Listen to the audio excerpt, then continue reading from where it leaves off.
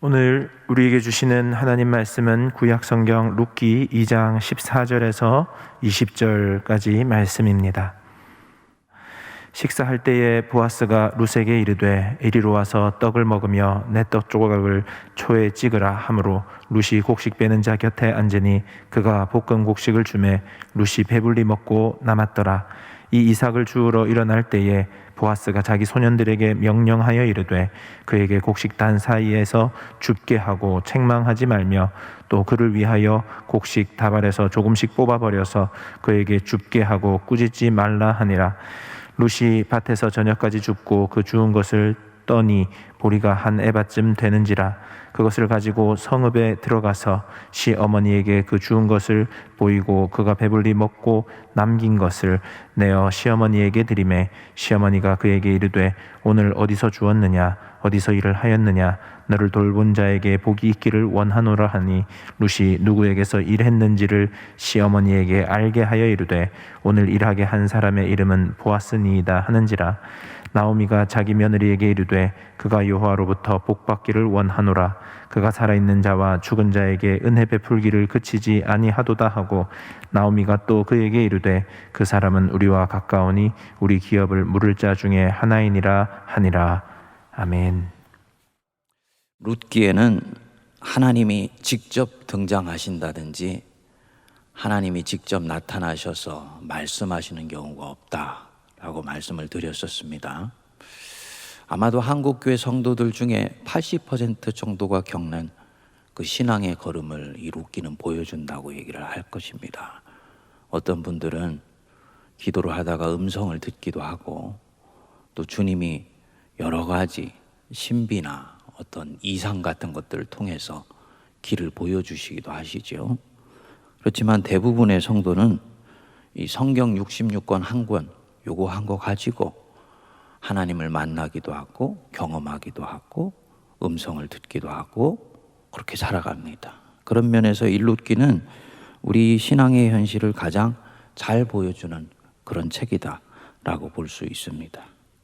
그래서 이 룻기에는 보면은 하나님이 직접 어떤 일을 하는 장면이 나타나지 않기 때문에 항상 필연성이 아니라 우연을 가장해서 하나님의 일이 일어난다라고 했습니다.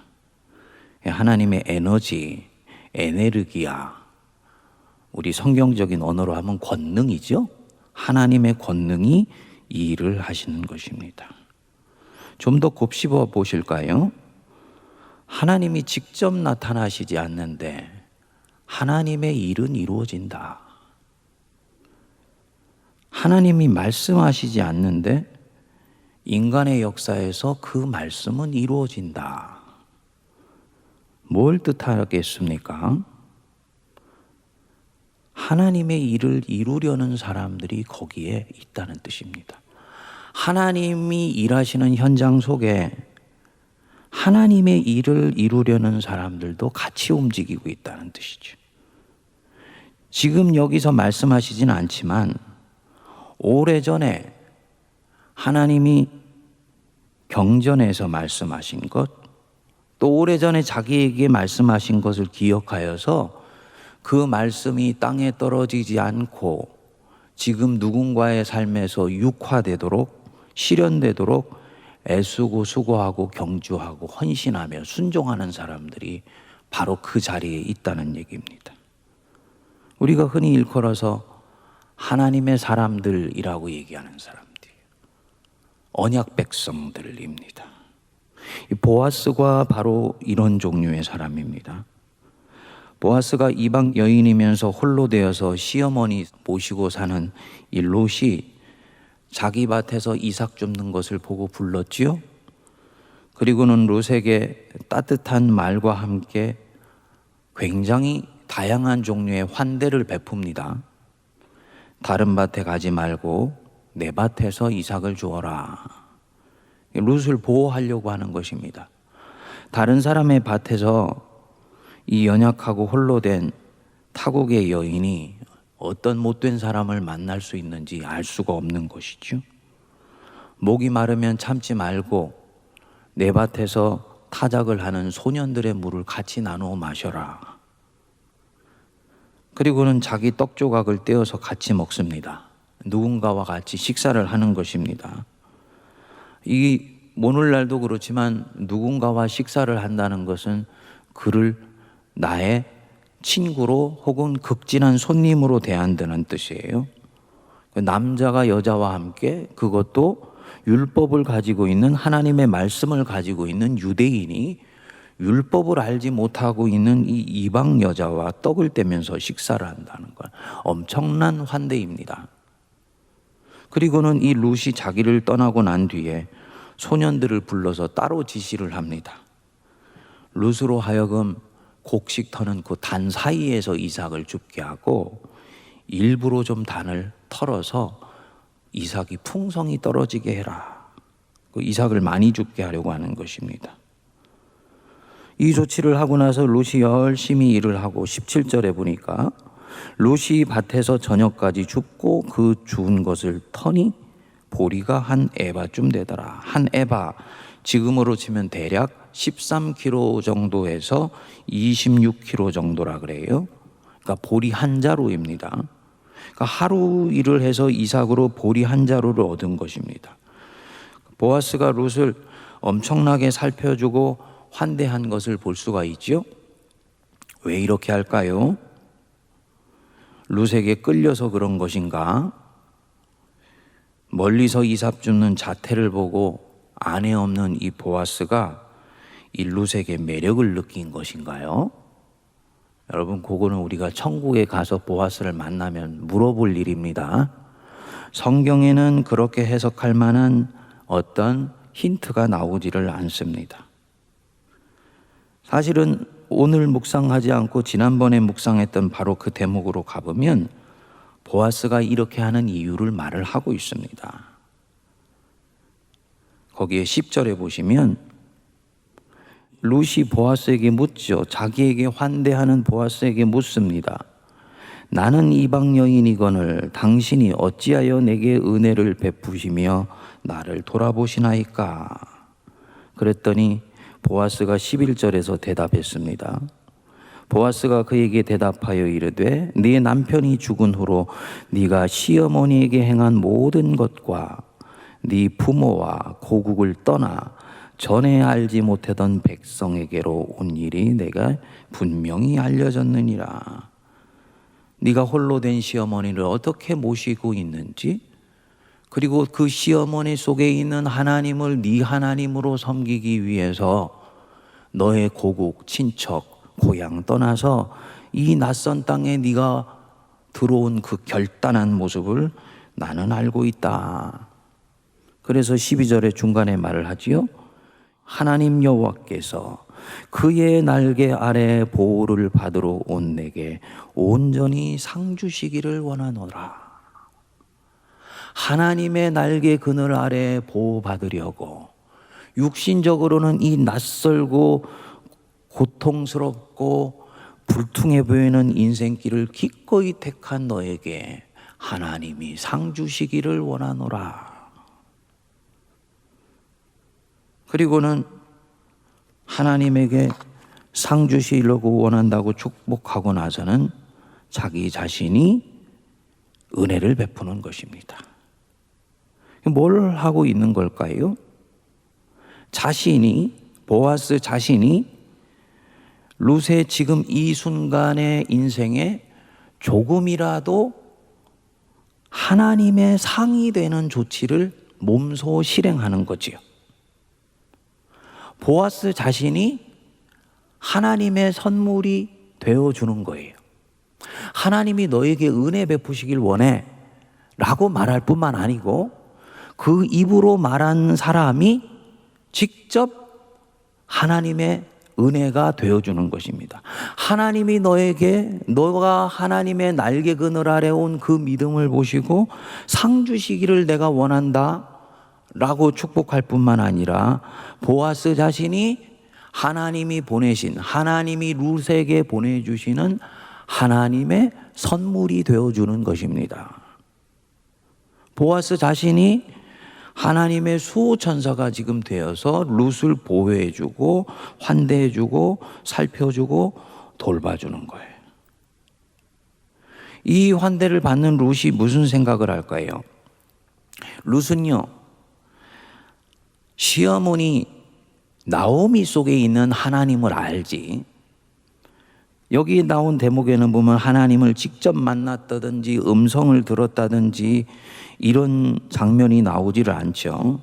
아직까지는 하나님을 간접적으로 아는 사람일 것입니다. 그런데 이 보아스가 자기에게 환대해 주는 것을 통해서 이 사람은 하나님이 어떤 분이신지를 좀 더 명료하게 알게 되는 거지요. 아하, 하나님은 이렇게 해서 이 사람을 통해서 지금 내게 당신의 사랑을 보여주시고 있구나. 당신의 은혜 날개 그늘 아래 피한 내 인생을 헛되게 하지 아니하시고 상 주시고 계시는구나 라고 생각을 할 것입니다. 하나님께 감사하지요. 그리고 기꺼이 하나님이 보내신 천사가 되어서 자기를 섬겨준 이 사람에게 감사할 것입니다.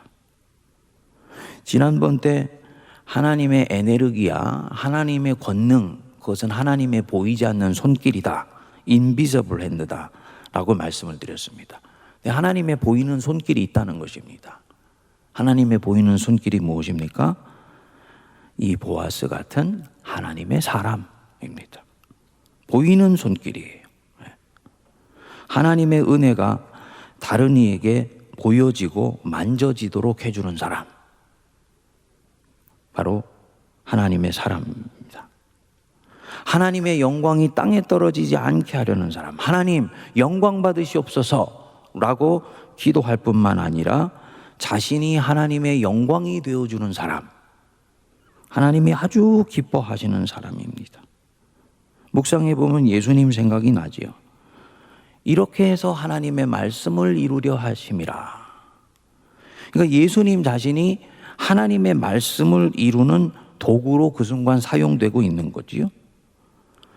하나님의 말씀은 하나님이 이루신다라고 우리는 생각하는데 성경적으로는 아닌 것입니다. 그 부분도 맞지만 더욱더 우리에게 중요한 부분은 뭐냐?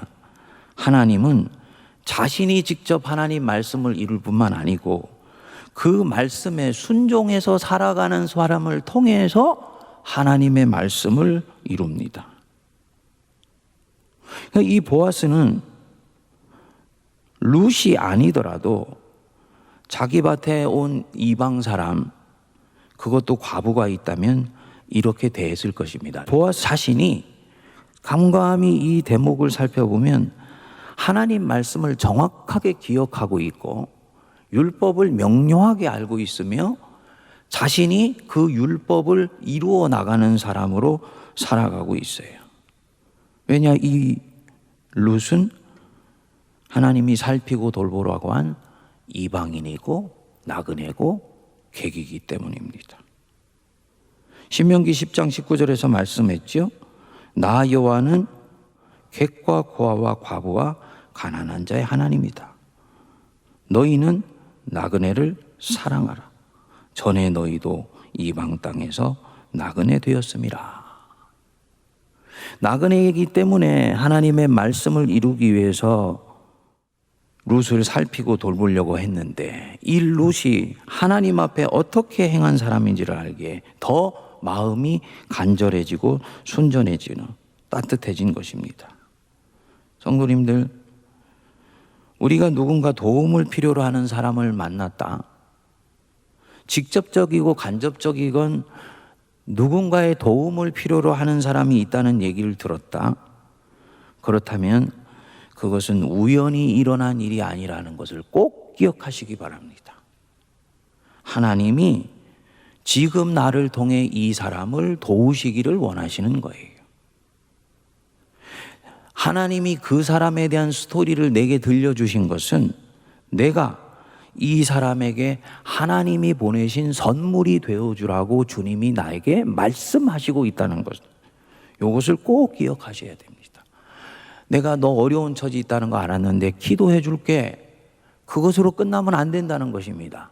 네가 그 하나님께 한 기도를 이루는 사람이 되어야 된다라고 말씀을 하시는 것이죠.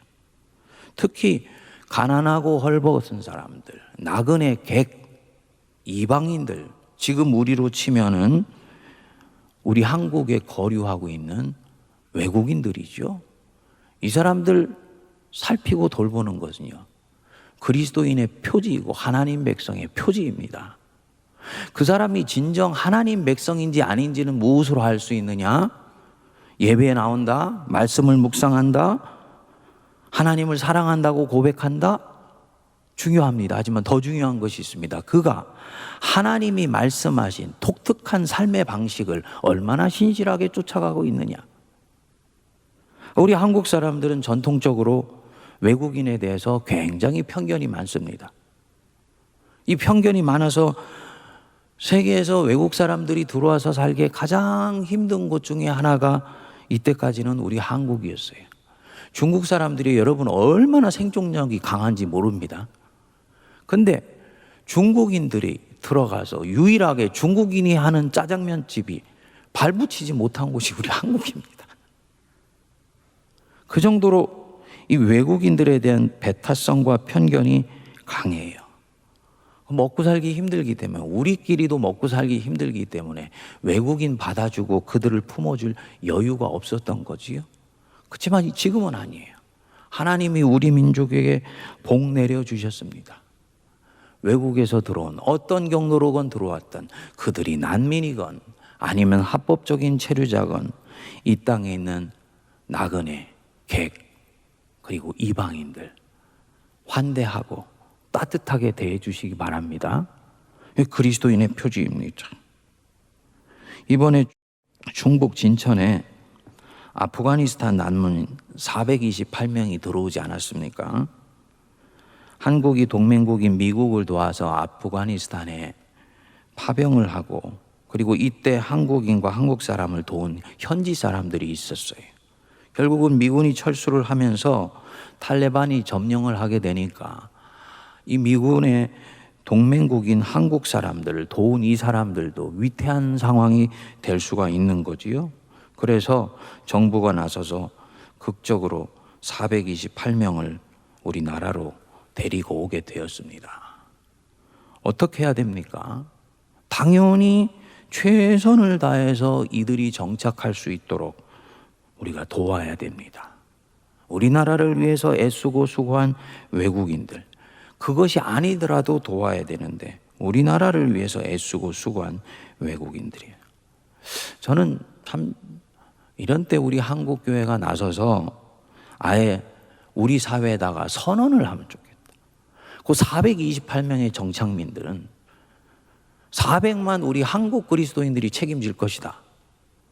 정착촌도 따로 만들어주고 그들이 이 땅에 잘 뿌리 내려서 살 수 있도록 하는 모든 여건과 환경은 우리 한국교회가 감당하겠다. 좀 이렇게 선언을 하면은 좋을 것 같아요. 그러면 아마도 사회가 우리 한국교회를 보는 시각이 달라지게 될 것입니다. 성도님들, 이것뿐만이 아니죠. 외국인 나그네 홀대하시면 안 됩니다. 제가 가만히 보니까 외국인에 대한 편견이 우리가 심한 가운데서도 우리 한국 사람들이 그 외국인 가운데 또 차등을 하더라고요. 미국 사람이라든지 유럽에 있는 선진국에서 온 사람들에 대해서는요, 그래도 마음이 열려서 대해요. 어떤 경우는 또 높여서 대하는 경우도 있습니다. 그런데 동남아시아나 유럽에 있는 좀 못 사는 나라들이나 아프리카에서 온 사람들은 그 사람들의 국적을 보고 뭔가 이렇게 가볍게 대하거나 심지어는 홀대하는 경우까지를 보게 됩니다. 그것은 하나님 백성이 처신하는 방법이 아닌 것이지요. 이 보아스가 이 룻을 대했던 것처럼 객과 고아와 과부와 가난한 자들 선대하고 환대하는 따뜻한 마음이 우리 안에 일어나게 되기를 바랍니다. 무엇보다도 하나님의 날개 그늘 아래 피하려고 온 하나님의 백성, 그래서 나를 통해서 하나님의 은혜의 손길을 부어주시기를 원하시는 주님의 마음을 내가 알았다면 내가 기꺼이 하나님의 선물이 되어주고 그에게 하나님의 수호천사가 되어줘야지. 이 마음으로 우리 주변 사람을 대하는 복된 성도들 되시길 바랍니다.